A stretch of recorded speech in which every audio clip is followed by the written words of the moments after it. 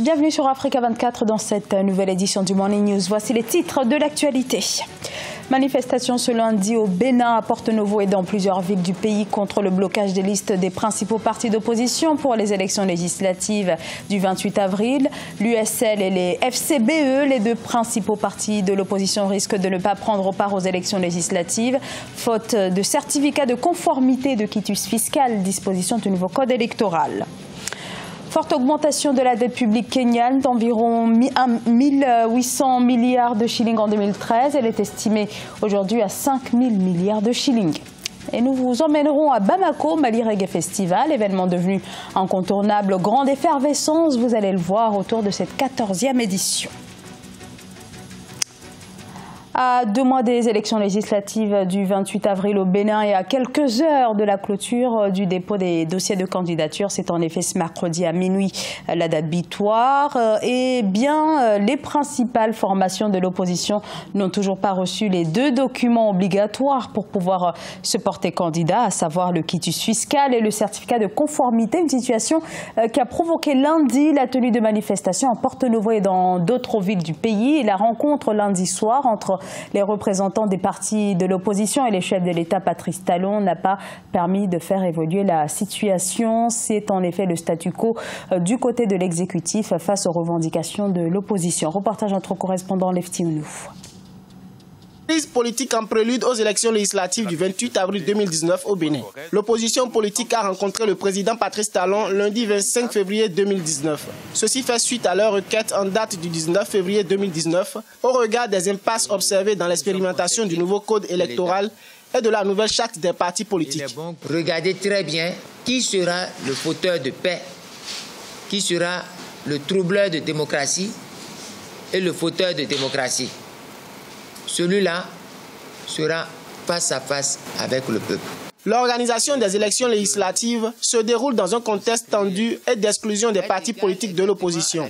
Ceci à cause de la non-délivrance au bloc de l'opposition des quitus fiscaux et certificats de conformité à la nouvelle charte des partis politiques exigée par la Cour constitutionnelle le 1er février 2019. J'ai vu un président plutôt dans la posture d'un militant de la mouvance présidentielle.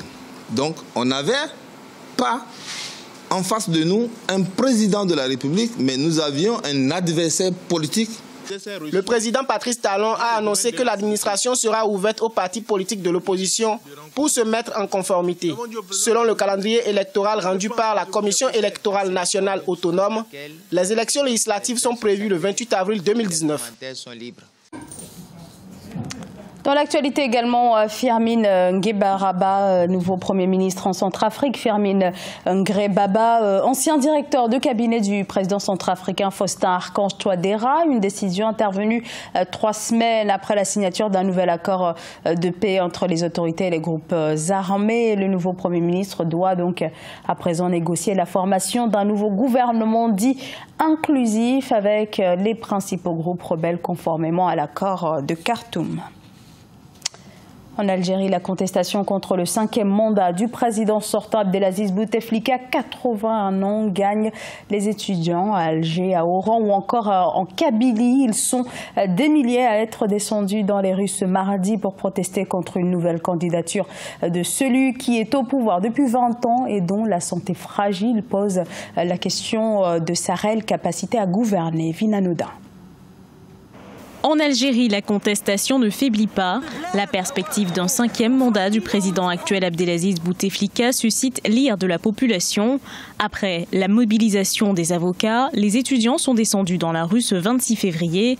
Ils réclament, par le biais de slogans et d'affiches, une Algérie libre et démocratique. Je crois que la principale raison et la plus importante, c'est de voir un homme malade qui n'est plus du tout en capacité d'exercer ses fonctions. Briguer un 5e mandat pour représenter l'Algérie et les Algériens. Mais beaucoup d'Algériens le vivent comme une humiliation collective et c'est insupportable. On voit que l'homme, depuis 2014, n'a pas été vu en public. La dernière fois qu'il y a eu une apparition, c'était le 1er novembre 2018. Et ça a eu une image absolument catastrophique. On voyait un homme avec la tête qui dodeline, qui était attaché, qui était sanglé à son fauteuil parce qu'il n'était pas en état de se tenir lui-même. En réponse au mouvement de contestation, les autorités appellent la population à attendre le verdict des urnes. L'élection présidentielle doit se dérouler le jeudi 18 avril 2019, un scrutin auquel la population ne croit pas. Les spécialistes prédisent un fort taux d'abstention. Quoi qu'il arrive, ils n'iront pas voter si jamais il est candidat. Le taux de participation sera extrêmement faible. C'est devenu accessoire le vote. Vous savez, ce qui est important aujourd'hui pour l'Algérie, c'est de se trouver un candidat un tant soit peu crédible et qui soit à la hauteur des enjeux. Le président algérien Abdelaziz Bouteflika compte déposer le 3 mars 2019 sa candidature auprès du Conseil constitutionnel. Pour désamorcer les critiques à son égard, il prévoit de convoquer une conférence nationale regroupant toutes les forces politiques, économiques et sociales de la nation pour mettre en place un consensus de réforme. Face à la persistance des manifestations, le chef de l'État soudanais Omar el-Béchir riposte en interdisant les rassemblements, décision annoncée après celle qui a instauré l'état d'urgence dans tout le pays. Au total, ce sont 5 décrets qui restreignent les libertés publiques tout en élargissant les pouvoirs des forces de sécurité. Le président Omar el-Béchir fait face depuis le mois de décembre à une contestation sociale inédite et la répression des manifestations a fait depuis le 19 décembre, selon l'ONG Human Rights Watch, 51 morts. La dette publique du Kenya a atteint un niveau critique, estime le comité sénatorial permanent des finances et du budget. Une dette publique qui a complètement explosé, surtout depuis l'arrivée au pouvoir du président Uhuru Kenyatta en 2013.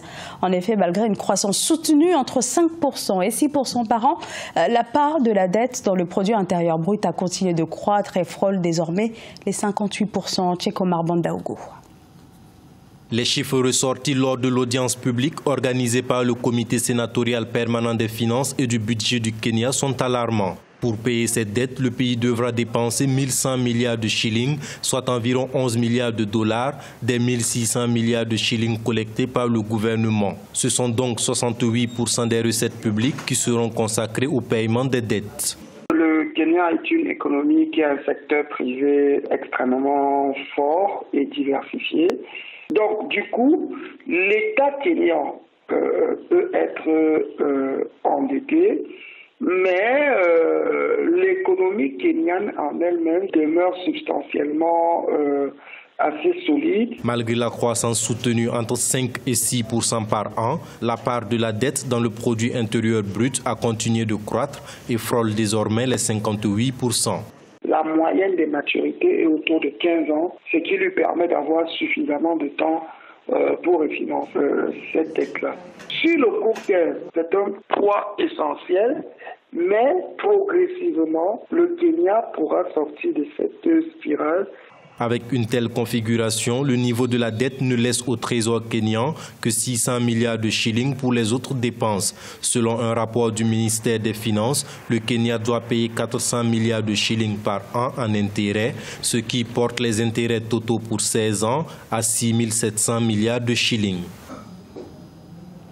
Un public, mais aussi des artistes toujours au rendez-vous. Le Mali Reggae Festival a fait le plein, chanteurs, plasticiens, activistes. Une 14e édition toujours aussi éclectique que les précédentes, dans laquelle les mouvements Rastafari venus des 4 coins du continent africain ont fait le show avec toujours cet engagement politique, caractère emblématique et fondamental du mouvement.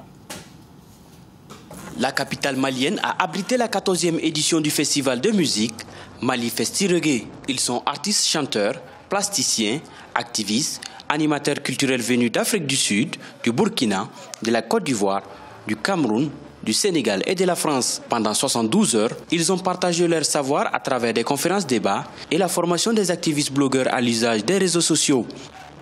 Pendant 3 jours, nous étions ici au Musée national pour des animations musicales, pour des conférences débats, aussi des expositions d'objets d'art comme d'habitude. Beaucoup d'amis sont arrivés de partout en Afrique, d'Europe, d'Afrique et du Mali aussi. Le clou du festival a été le concert de tous les artistes participants qui ont chanté l'unité africaine. Takana Zion, King Savané de la Guinée, Aziz Wonder du Mali ou Dia Albi du Burkina Faso ont tenu en haleine le public jusqu'à l'aube. Bamako. C'est le pays qui est la capitale qui a vu Takana exploser musicalement. Je profite de l'occasion pour attirer l'attention de toutes les autorités maliennes de soutenir des femmes africaines qui se battent comme Sistamam le fait pour rassembler les enfants d'Afrique. La Guinée, Côte d'Ivoire, tous les pays, ils sont là. Et ça, c'est un plus pour le Mali, c'est un plus pour l'Afrique. Mali Festi Reggae se fixe pour objectif de créer un cadre d'échange, de recherche, de divertissement afin de contribuer au développement socio-économique et culturel du Mali en particulier et de l'Afrique en général. Un reportage de notre correspondant Mokhtar Bari. Ce journal a été réalisé par l'ensemble de la rédaction. Merci de votre fidélité. Dans un instant, une nouvelle édition de l'actualité sur Africa 24.